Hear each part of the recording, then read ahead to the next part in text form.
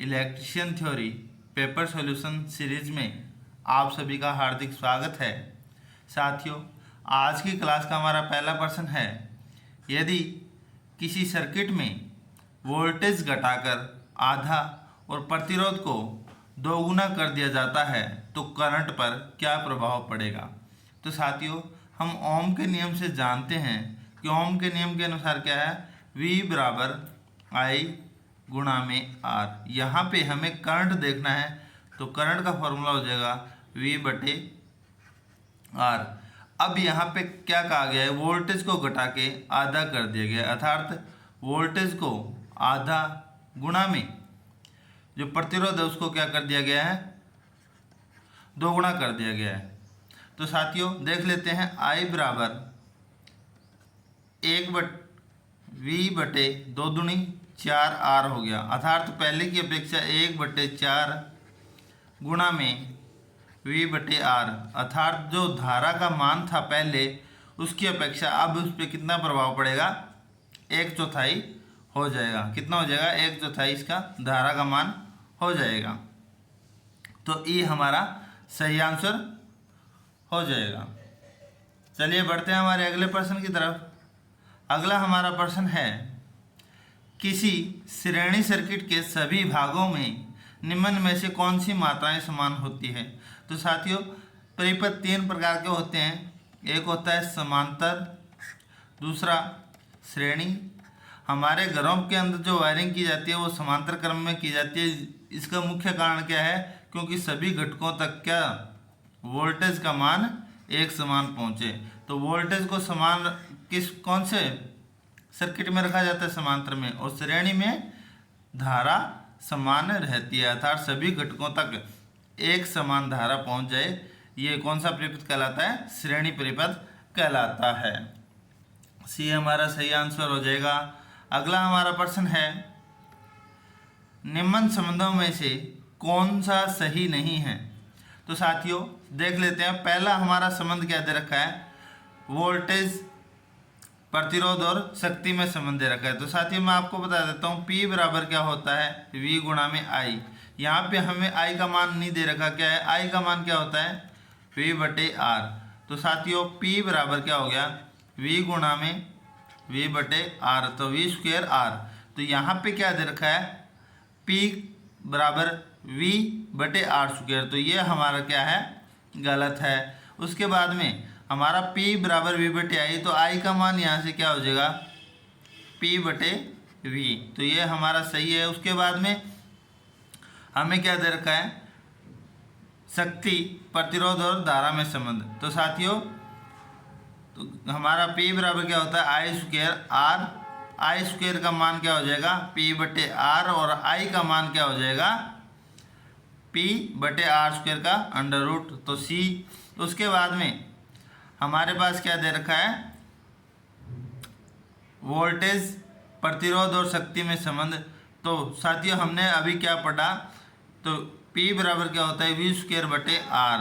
V square का मान क्या हो जाएगा, P गुणा में R, और V का मान क्या हो जाएगा, P गुणा में R का अंडर रूट। तो ये भी हमारा सही है। इसका A क्या है, गलत है। A क्या होगा, V स्क्वायर बटे R होगा। तो ये हमारा इसका सही आंसर आ गया। अगला हमारा प्रश्न है,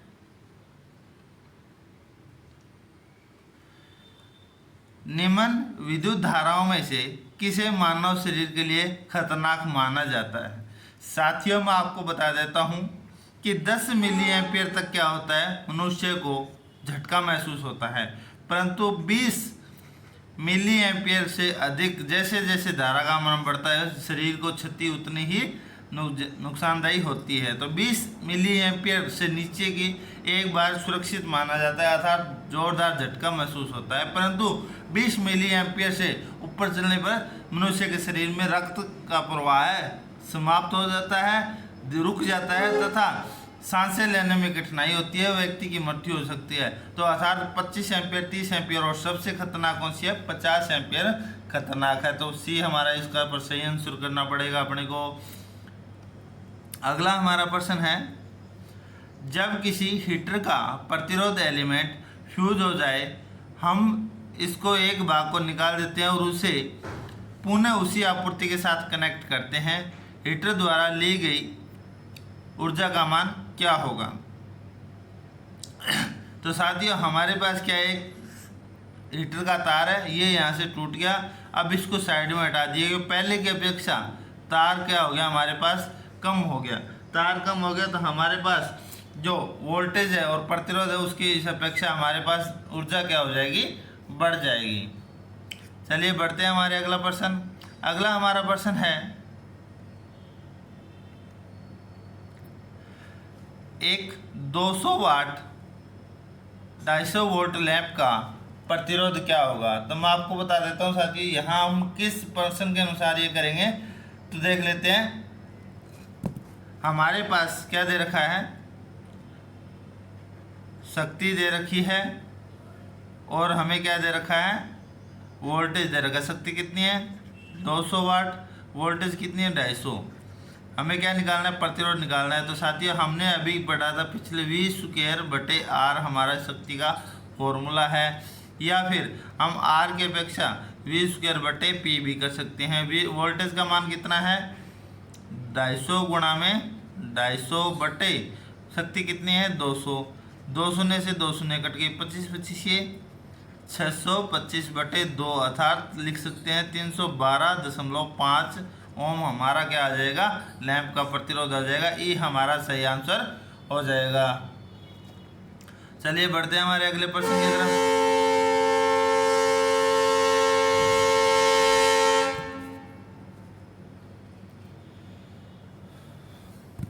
412 हमारा प्रश्न है।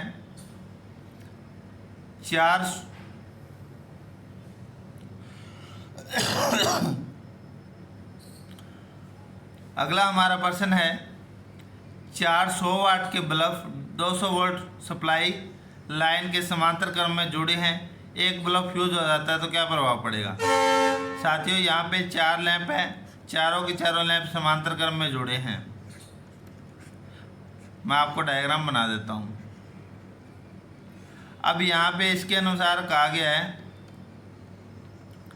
कि अगर एक लैंप फ्यूज हो जाता है तो साथियों अगर मान लीजिए ये लैंप 2 नंबर जो सीरीज है उसका लैंप अगर फ्यूज हो जाता है तो धारा हमारे वोल्टेज है ये यहाँ तक पहुँचती रहेगी।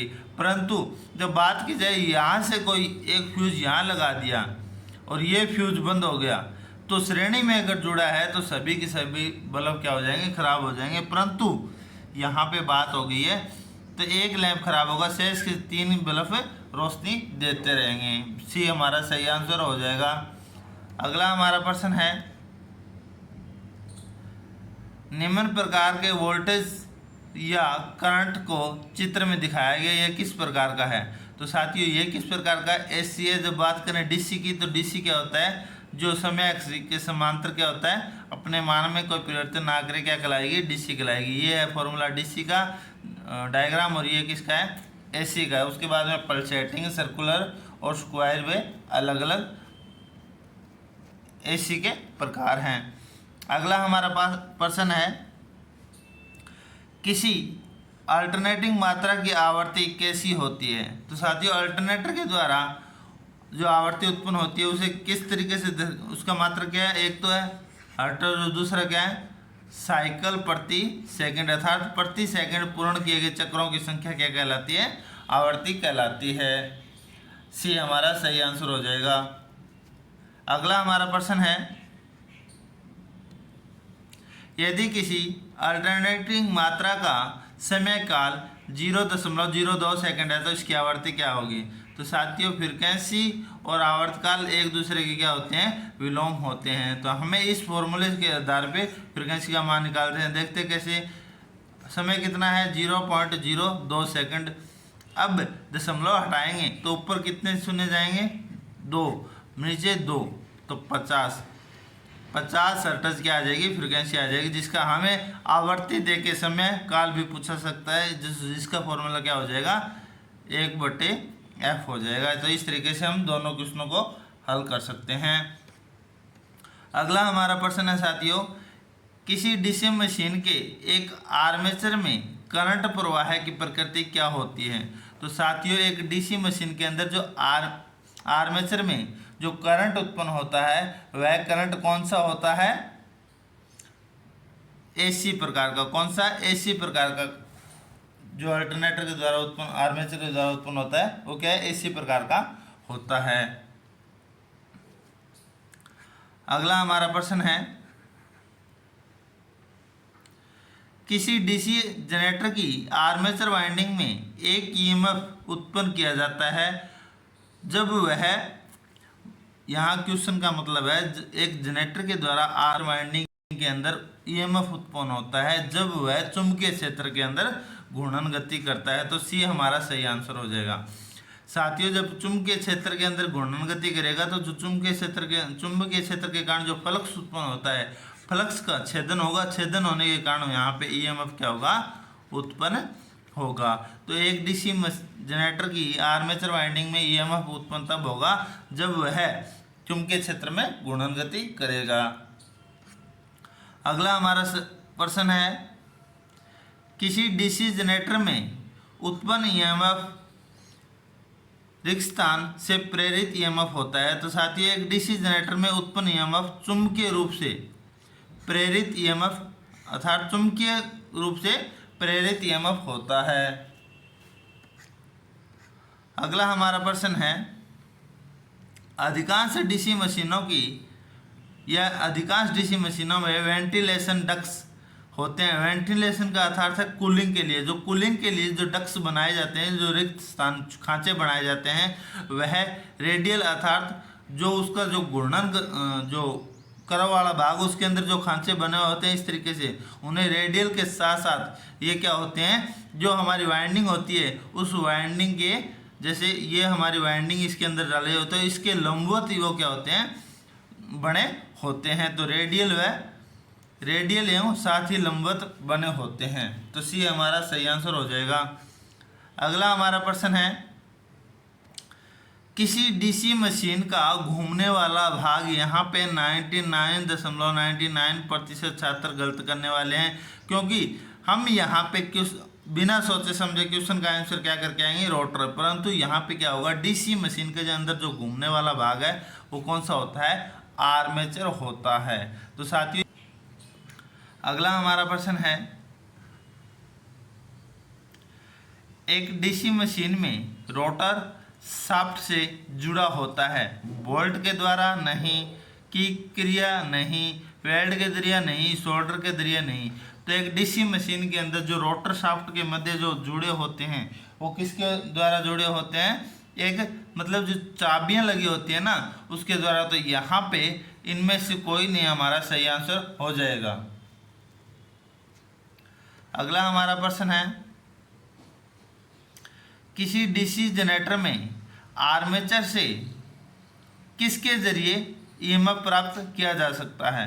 तो एक डीसी जनरेटर से आर्मेचर से करंट, मैं आपको बता देता हूँ, आर्मेचर से करंट कम्यूटेटर और कार्बन ब्रश की सहायता से जुड़े होते हैं। आर्मेचर की जो शाफ्ट होती है, शाफ्ट के ऊपर यहाँ पे कम्यूटेटर लगाए होते हैं। कम्यूटेटर क्या करता है, अंदर जो करंट खींचता है और उसको डीसी में परिवर्तित करके, जो डीसी जनरेटर डीसी में परिवर्तित करके ब्रश की सहायता से बाह्य परिपथ को प्रदान किया जाता है। तो ये हमारा सही आंसर हो जाता है।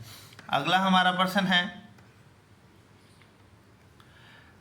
वेल्डिंग जनरेटर में क्या होता है। साथियों, यहाँ पे हमें ऑप्शन के अनुसार से पूछा गया है, भी इसमें वाइंडिंग का पूछा है। तो मैं आपको बता देता हूँ वेल्डिंग जनरेटर की हमें जरूरत कब पड़ती है। वेल्डिंग जनरेटर के अंदर वहाँ आवश्यकता होती है क्योंकि वेल्डिंग के लिए हमें उच्च करंट, किसकी, हाई करंट की आवश्यकता होती है, और किसी परिपथ में उच्च वोल्टेज तथा कम वोल्टेज किसी परिपथ में उच्च धारा तथा कम वोल्टेज प्राप्त करने के लिए उसकी वाइंडिंग को कौन से क्रम में अर्थात लैप वाइंडिंग के रूप में जोड़ा जाता है। तो हमारा सही आंसर हो जाएगा, वेल्डिंग जनरेटर में लैप वाइंडिंग की गई होती है, जिसका मुख्य कारण यह है कि वेल्डिंग जनरेटर या वेल्डिंग करते समय हमें उच्च धारा तथा कम वोल्टेज की आवश्यकता होती है।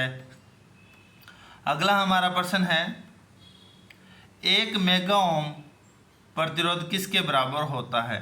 तो साथियों मेगा का मतलब होता है 10 की पावर 6 ओम। यहाँ पे अब हमें 10 की पावर 6 कहीं नहीं दे रखी, इसका देखेंगे तो ये हो जाएगा 10 की पावर 5, ये भी 10 की पावर 5 और 3 8, ये 10 की पावर 3 और 3 6। तो अर्थात हम कह सकते हैं 1000 गुणा में किलो लगा दिया तो ये भी क्या हो जाएगा 1000 हो जाएगा।